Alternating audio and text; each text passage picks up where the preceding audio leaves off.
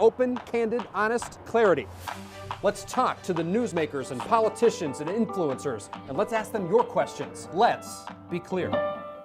George Rodrigue has ink in his blood. With more than 30 years in news, the Pulitzer Prize-winning journalist is now the editor and general manager of the Cleveland Plain Dealer, the newspaper with the largest circulation in Ohio. However, the staff and subscriptions are both shrinking. He joins us in the Let's Be Clear truck to give us the story behind the headlines. Are newspapers too big to fail? Can you ever imagine a time when we don't have at least one that you can grab, even if it's a once-a-week thing? I mean, nothing's too big to fail. I mean, everything in life eventually ends. Dinosaurs were large, and they're not with us any longer. I think what you try to be is too essential to fail, and that's more a product of the depth and quality of your work than the delivery medium. The Plain Dealer at Cleveland.com, do you guys work together and collaborate? Is it competition? How does that work? It's an interesting relationship, and it's really two sister companies, each contributing to two different products. So everything that our staff here at the Plain Dealer writes goes on to Cleveland.com. And everything that Cleveland.com produces goes on to Cleveland.com, but also, of course, is available to the Plain Dealer.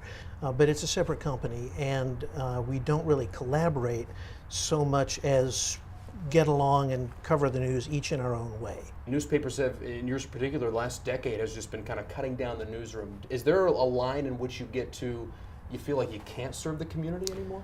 Look, I think every job in any industry that's lost is, at least it's a tragedy for the person in that job. Yeah. So for our staff, the challenge is, however many of us there are, what's the best use we can put every minute of our lives to? How hard is it to go through when you're going through cuts like that? This is not a place that has a lot of turnover. I mean, the people went to high school here, they got the job here, and they maybe started delivering it, and now they're writing for it. Mm-hmm. How hard is it to have a room full of those people and know that you have to give some bad news to some of them that have been here forever? It's the hardest thing you do in life. Yeah.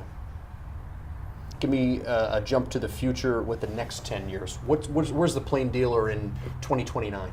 A lot depends on our readers and our subscribers. Newspapers are expensive to produce and expensive to distribute, and so the risk is that we kind of run out of money to do that, and then we have to do only digital news.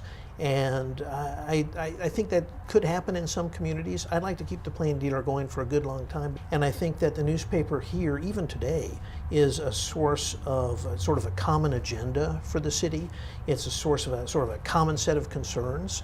But my primary goal is to continue producing local news that matters, however that's distributed. George Rodrigue, the editor of the Cleveland Plain Dealer, we thank you for being a part of Let's Be Clear.